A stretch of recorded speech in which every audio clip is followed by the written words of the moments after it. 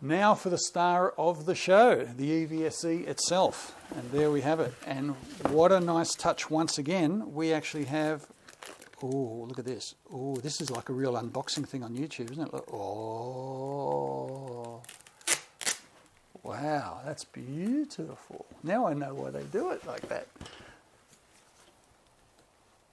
Okay. Now, what I'm surprised at is the size of this little thing. It's tiny. Let's first have a look at the quality of this plug. And that's a very good rubberized cap, very good strain relief. As I've said before, this cable is sensational and so flexible. This really looks good. And there's what I'm talking about with the phase. L1 is phase 1, this one is the earth, and this one is the neutral. Look at these other two. Line 2 and line 3, they're empty. So this one will only ever deliver a single phase. And I think that's important to know because you may be tempted to buy a 3-phase cable for future proofing, but if you have a look at the size of these already, this is a 32 amp single phase. Can you imagine the weight that you're going to have in a 32 amp 3-phase? And that's what you would have to buy. Because if you buy a 16 amp 3-phase for, say, an 11 kilowatt EVSE, that's only 16 amps. Whenever you plug in the Atto 3, you're not going to be able to deliver the 32 amps. So no matter what you do, you've got to have 32 amp capability on that one single phase. So why carry around all the weight and the bulk of a 3-phase cable? Now, let's have a look at how cute this little thing is in size compared to the one that we've had for the Mitsubishi. Look at the size difference. Now, admittedly, we've got this chunk right here. That's the good old Commando plug, right? The 32 amp single phase. We could plug straight into a supply if somebody's got a socket like that. Usually at a caravan park, you'll find something like this. But what are we going to do?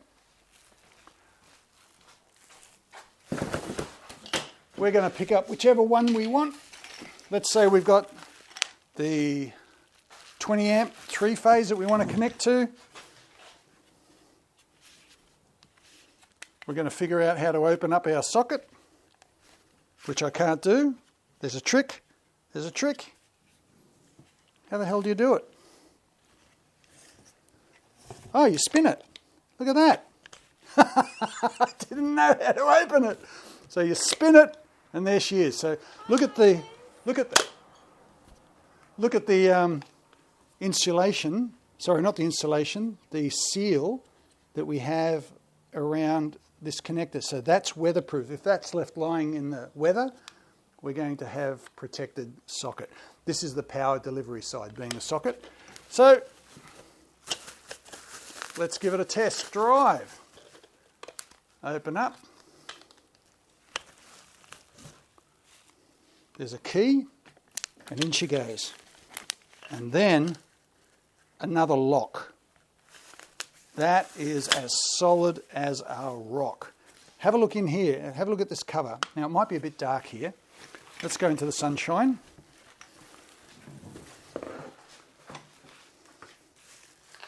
Okay, can you see that okay? Come around this way, please. Yeah.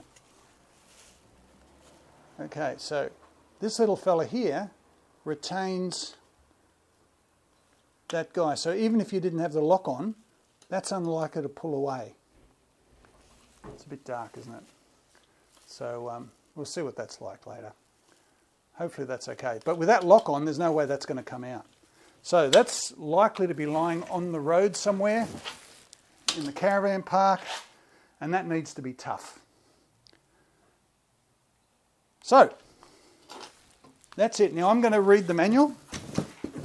There's not a lot to learn about it if it's got a manual at all. And then I'm going to come back to you and show you how it works. As far as I know, all we're going to have to do here is select which current that we've got to that we want to run with. So I presume we press a button here or here, and we select the current here for the appropriate tail that we're going to use, and then plug it in. So we'll be back in a few minutes.